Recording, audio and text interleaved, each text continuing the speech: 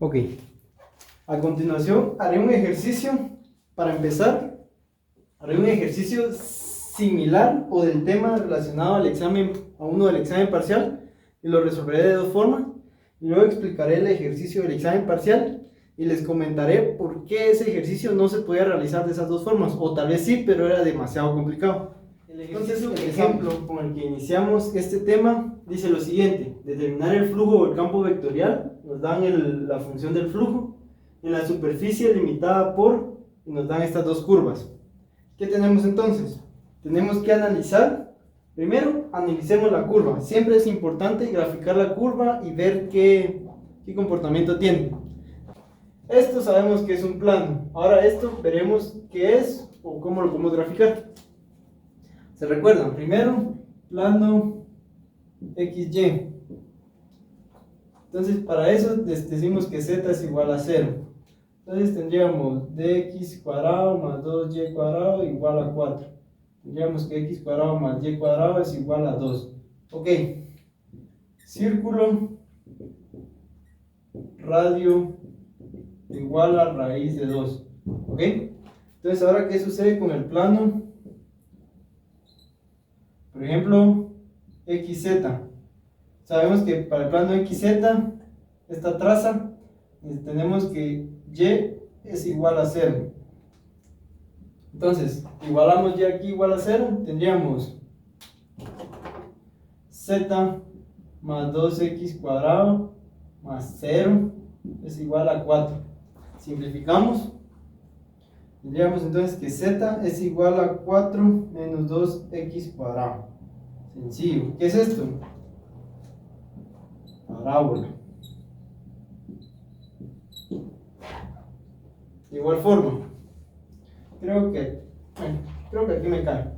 Ahora trazamos el plano YZ y para eso sabemos que X es igual a 0, ¿verdad? Entonces tendríamos lo mismo. Z más 2y cuadrado es igual a 4. Esto sería igual, z es igual a 4 menos 2y cuadrado. Ok, graficamos, es importante graficar. Entonces tendríamos, voy a borrar acá, tendríamos para este plano XY, sabemos que tenemos este círculo, ¿ya?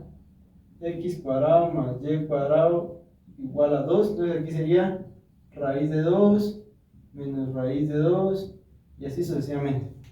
Ahora, ¿qué tenemos acá? Graficamos esta parábola y lo que tenemos es lo siguiente: x, z.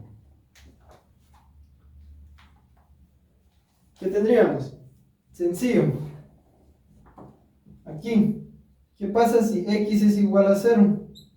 Z es igual a 4. ¿Qué pasa si z es igual a 0? X es igual a más menos. Si esto es 0, este pasaría al otro lado, sería 2x cuadrado igual a 4, pasa a dividir, sería más menos raíz de 2. Entonces, ¿qué tenemos? Nuestra parábola es así, donde aquí es menos raíz de 2 y aquí es raíz de 2 y aquí tiene una altura de 4. Lo mismo sucedería con esta traza. Tendríamos y, z. Lo mismo, esta parábola es similar a esta, solo cambia los ejes. Entonces tenemos lo siguiente: aquí es 4, aquí es menos raíz de 2, raíz de 2. Entonces ya tenemos idea de qué es, ¿verdad? Es un paraboloide. Entonces ahora lo graficamos en R3. Z, y, X. Entonces tenemos la base, o aquí en el plano z igual a 0, tendríamos esto, y acá y aquí el límite es 4, ¿ya? Entonces, sobre esta superficie, obviamente aquí ya sabemos, esto continuaría, ¿verdad? Esto continuaría, pero como está limitado por el plano z igual a 0, aquí queda. tenemos nuestra superficie. Entonces, para determinar el flujo de campo vectorial que atraviesa esta superficie, lo hacemos de dos formas.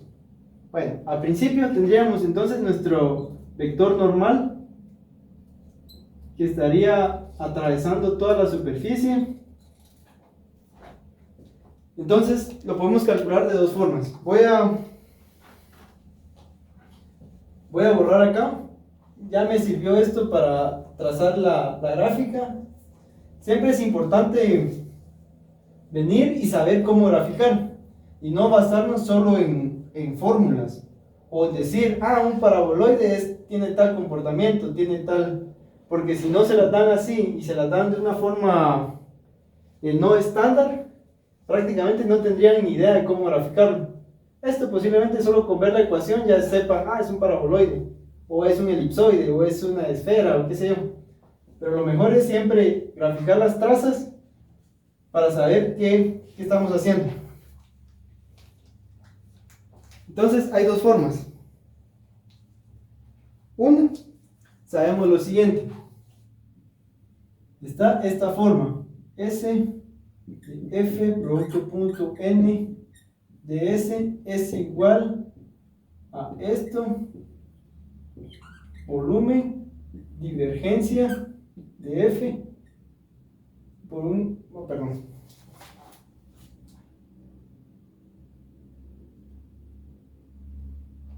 por un diferencial de volumen. ¿Ya? Esto es igual, entonces lo podemos hacer de esta forma o de esta forma. Este ejercicio lo haremos de las dos formas para practicar. Entonces tenemos lo siguiente. ¿Cuál sería nuestro vector n? ¿Se recuerda? Ya se los he dicho.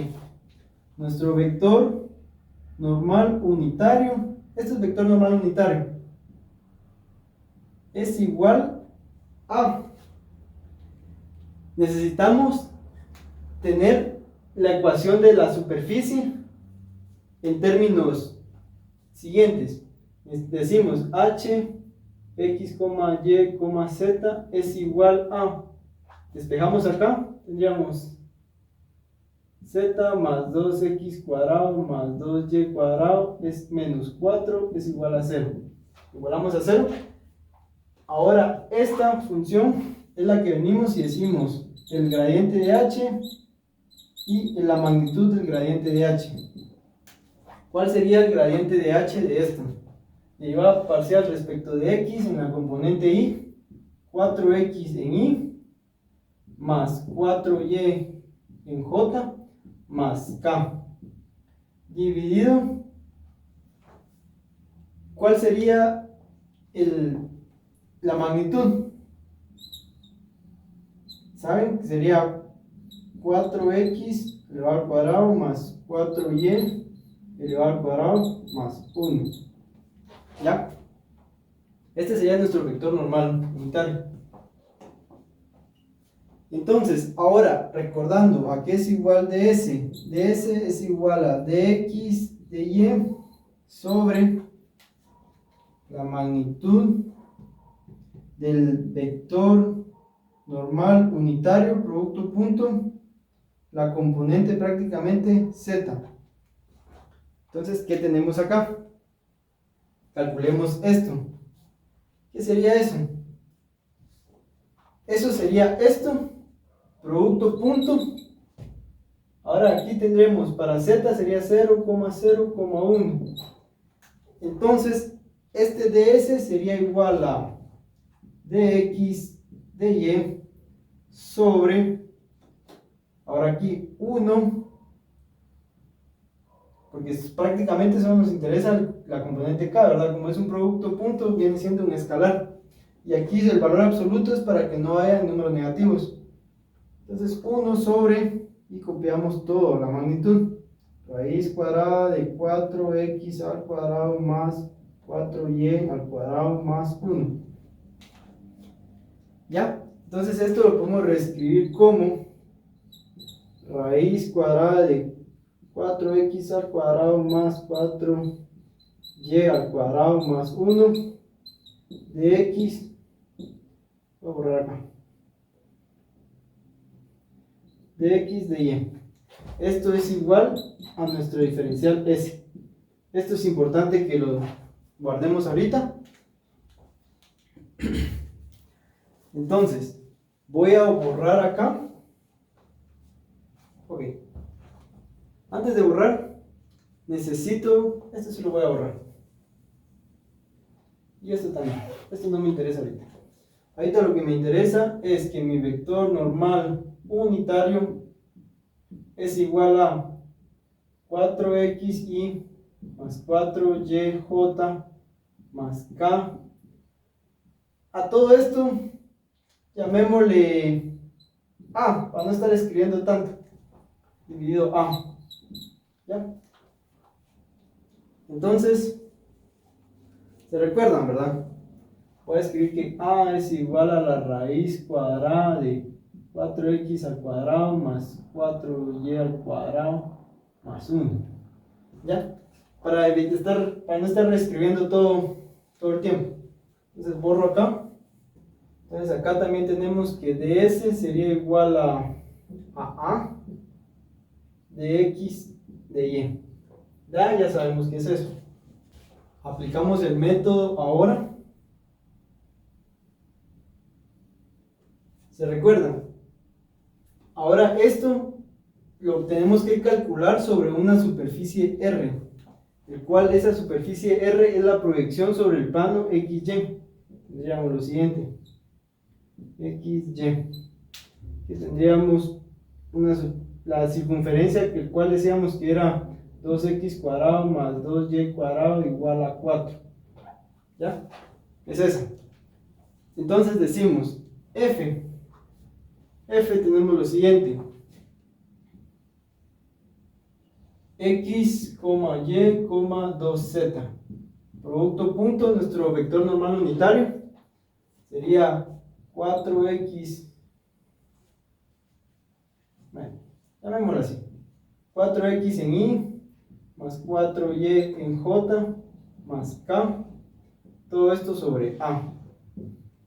Y todo esto obviamente que multiplica a de x de y. ¿Ya? Entonces sabemos que como este está dividiendo y este está multiplicando, y como es un producto escalar y todo está dividiendo las componentes, se va a eliminar. Entonces tendríamos nuestra región R,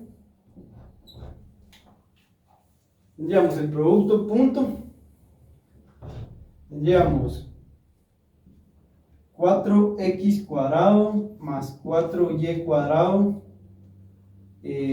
más 2z de x de y. Ahora, ¿qué sucede? ¿Qué tenemos que hacer acá? Tenemos que recordar que obviamente la componente z no la estamos considerando en este orden de integración porque es una integral doble. Entonces debemos de sustituir esta z. ¿Y por qué la vamos a sustituir? ¿O por cuál valor? Sería despejar de esto, de acá, despejar z. Entonces, voy a borrar acá. Y tendríamos lo siguiente. Ahora, podemos simplificarnos un poco el trabajo. Esto lo podemos seguir trabajando en coordenadas cartesianas o pasarlo a coordenadas polares. Sigámoslo trabajando en coordenadas cartesianas. ¿Cuáles son los límites de nuestra integral? Si sabemos que es un círculo y tenemos este orden de integración, entonces y va a estar limitado de menos raíz de 2 a raíz de 2, que es de este punto a este punto. Y x, el límite de x tiene que estar en términos de y. Entonces tendría que ser menos raíz cuadrada de 2 menos y cuadrado, y aquí raíz cuadrada de 2 menos y cuadrado. Entonces ahora aquí continuamos con esto: 4x cuadrado más 4y cuadrado más 2 por despejamos aquí z, tendríamos 4 menos 2x cuadrado menos 2y cuadrado. Y todo esto por dx dy. Como les digo, esta integral o la trabajamos así o la podemos pasar a coordenadas. Pasemos a coordenadas polares para que veamos siempre cómo nos podemos simplificar la vida utilizando los métodos apropiados. Decimos entonces, ¿a qué es r? Recordando que r cuadrado es igual a x cuadrado más y cuadrado. Y decimos también que dx dy es igual a r de θ. ¿Ok? Tenemos que tener claro estas conversiones, ¿verdad? Entonces, ¿cómo cambiarían aquí mis límites? Mis límites cambiaría de 0 a 2pi, cambiaría de 0 a raíz de 2, y acá tendríamos, acá esto lo podemos reescribir como 4r cuadrado. Y acá también podemos reescribir esto como 2r cuadrado. Entonces tendríamos 4r cuadrado más 2 por 4, 8, menos, obviamente aquí sería menos 4r cuadrado. R de θ. Entonces, de igual forma, este se va. Y tendríamos lo siguiente. De 0 a 2pi, raíz de 0, integral de 0 a raíz de 2, de 8r de θ. Entonces aquí obviamente, si nos damos cuenta, acá sería, integrando a mano, tenemos que practicar. Entonces sería 8 sobre 2, raíz cuadrada de 0 a raíz de 2. Tendríamos entonces que eso es igual a 4 por 2, sería 8. Entonces aquí tendríamos la integral de 0 a 2pi de 8 de θ, que eso obviamente sabemos que es igual a 16pi. ¿Ya? Entonces esta es una forma. Realizándolo por la forma estándar, y la respuesta que nos dio la voy a borrar acá, y la respuesta que nos dio voy a escribirla acá para luego comparar, es 16pi, y haciendo uso del método por medio del producto punto por el vector normal unitario. ¿Se recuerdan de eso?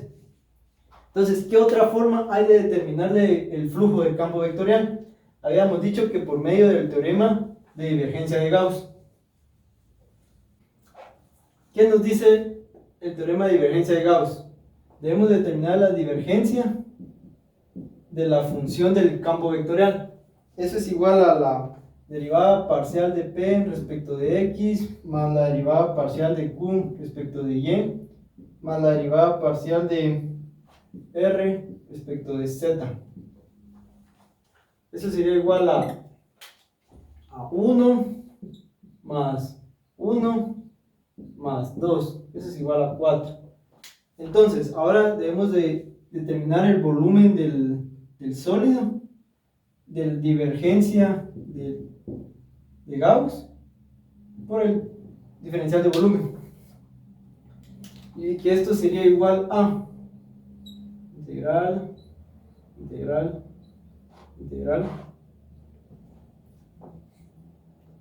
divergencia, que es 4 dB.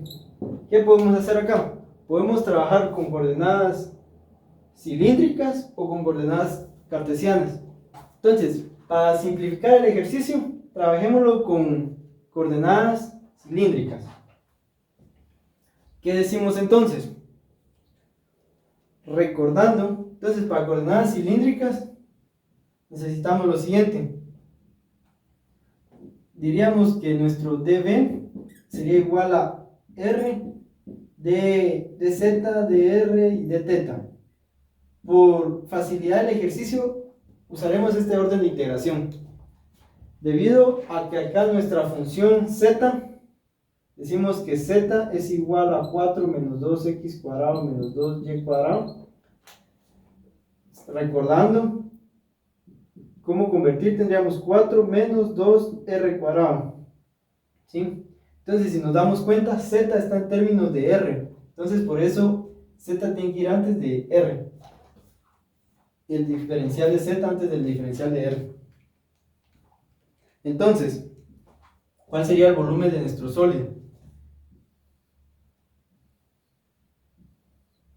¿Cuál es el límite de nuestra altura?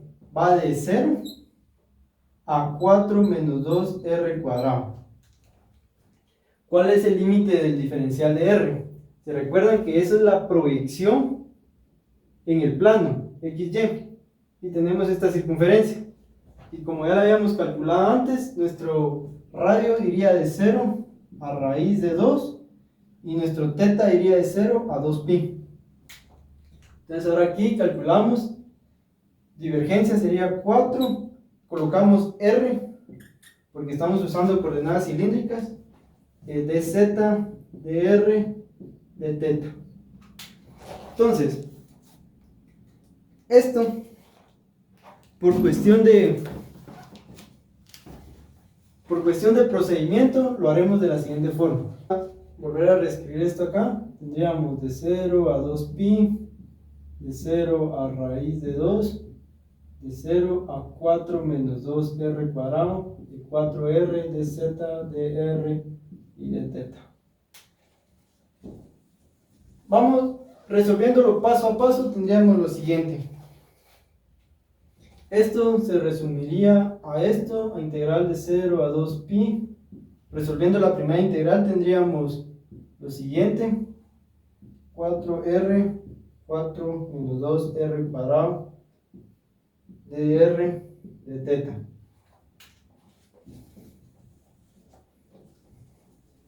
Realizando el siguiente proceso tendríamos integral de 0 a 2pi de 16 menos 8 de teta. Y ya resolviendo esta integral simple, a lo que llegamos es igual a 16pi, que es la misma respuesta que tenemos acá. Entonces, como indicaba también en el ejercicio anterior que si podíamos utilizar el teorema de Green, o lo podíamos hacer por integral de línea.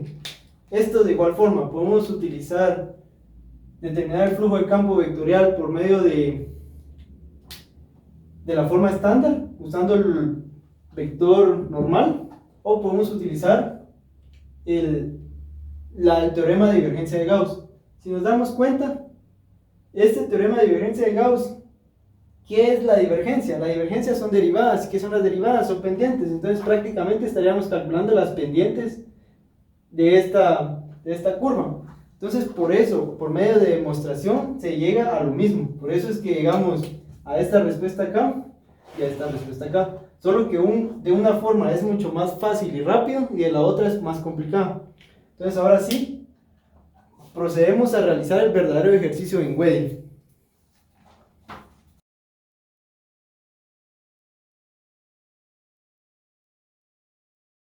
Ok, el ejercicio de Wedel, el examen de Wedel, decía lo siguiente: determinar el flujo del campo vectorial, y nos dan este flujo, que si nos damos cuenta, ya desde acá empezamos a ver que se complica esto, pero ahorita veremos que es más simple de lo que se ve. En la superficie limitada por las curvas, y nos dan estas curvas. ¿Qué tenemos?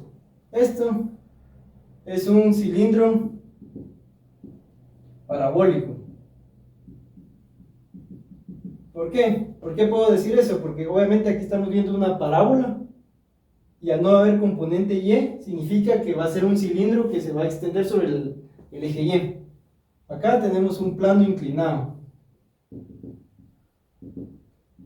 Este también es un plano, y este también es un plano.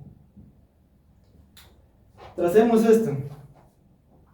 Esta, fácil. Zx. ¿Qué tenemos? Menos x cuadrado significa que es una parábola cóncava hacia abajo y está desplazada una unidad hacia arriba. Entonces aquí es 1 y aquí se encuentra desplazado. ¿Cuáles serían los valores acá?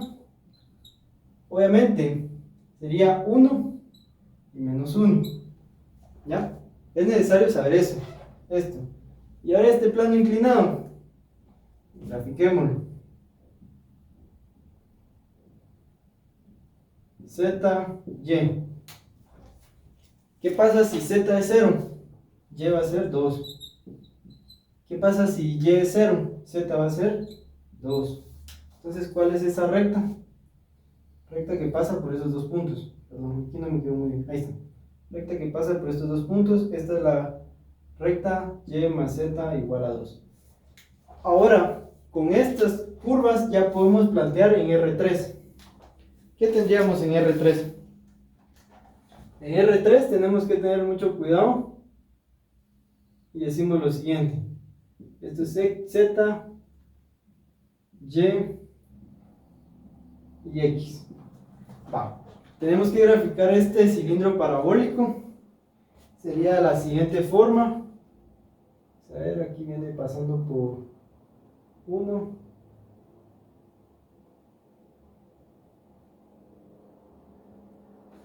Ok, lo graficamos. Tratamos de graficarlo lo mejor posible.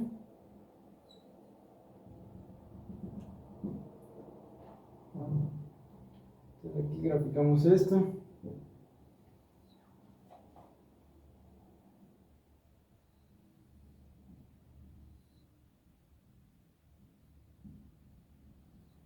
Ok. A grosso modo, así sería la gráfica de este cilindro parabólico. Ahora me falta graficar el plano inclinado. Plano inclinado sabemos que pasa aquí en 2, aquí estaría pasando en 1. Voy a hacer un poco más alto esto. Z. Entonces aquí por ejemplo pasaría en 2. Y sabemos que aquí pasa en 2 también. 2. Entonces graficamos acá. El plano cortaría, por ejemplo, acá. Entonces lo que tenemos es lo siguiente. Tendríamos, recordando que es el plano X, Y igual a 0, tenemos esto. El plano que corta esta curva, que sería así, por ejemplo.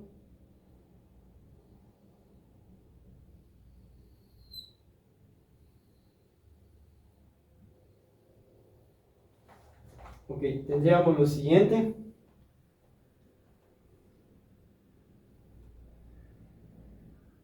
Entonces esta sería nuestra curva. Borramos todo lo demás.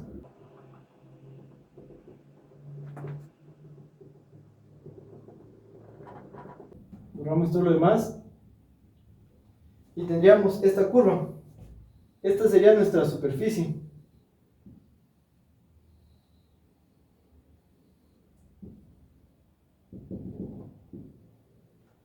Ok, entonces, ¿qué vemos acá? Si se dan cuenta, acá tendríamos varias situaciones. Una, nuestro vector normal iría acá, también acá iría hacia acá. Entonces, si se dan cuenta, acá ya tenemos distintos vectores normales. Entonces ya tendríamos que trabajar por partes esta curva. Ya no sería tan sencillo, ya no es como el anterior, que solo era una curva. Entonces ahí ya teníamos ya las funciones del vector normal. En cambio acá son distintos los vectores normales entre este y este. Por ejemplo, este le podemos llamar 1 y a este 2. Entonces ya se vuelve más largo y complejo el ejercicio. Y con esta función acá se complicaría mucho más. Entonces este ejercicio, así a simple vista, lo mejor es trabajarlo con el teorema de divergencia de Gauss. Sencillo. Entonces, para no complicarnos mucho, entonces calculamos divergencia. Recuerden que habíamos dicho que era la derivada parcial de P respecto de X, la derivada parcial de Q respecto de Y, más la derivada parcial de... acá, se me fue el nombre.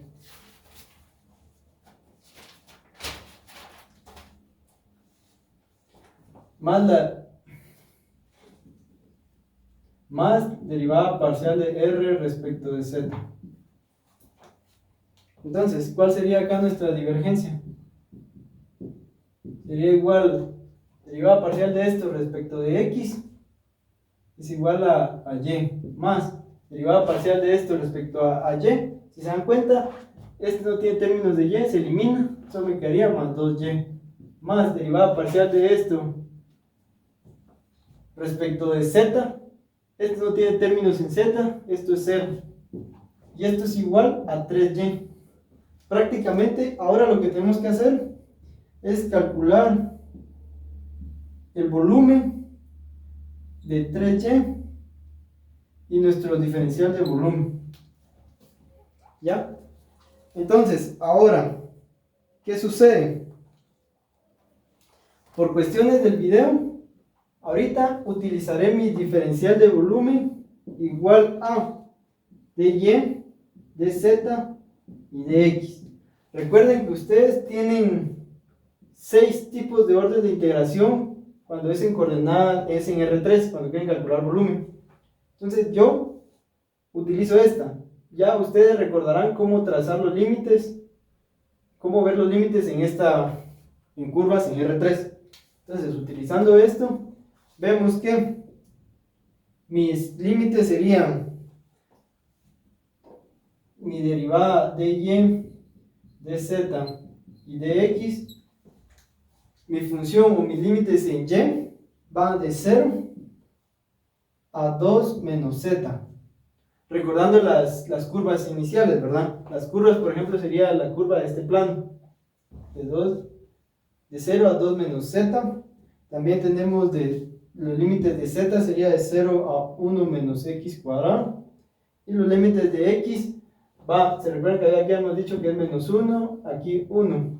Entonces iría de menos 1 a 1. Calculando esta integral, vemos que esto sería igual a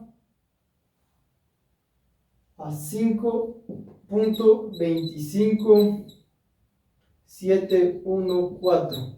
Esta sería mi respuesta de este ejercicio, que por estas funciones se ve mucho más complejo de lo que es, siempre y cuando utilicemos el método, el teorema de divergencia de Gauss. Si no, sí se complica más el ejercicio.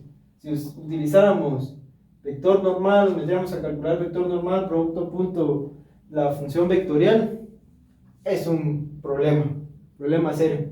Entonces, tenemos que saber cuándo aplicar los métodos. ¿Ya? Este es el ejercicio número 3. Era sencillo, más sencillo de lo que parece. Entonces ahora procedemos al cuarto ejercicio.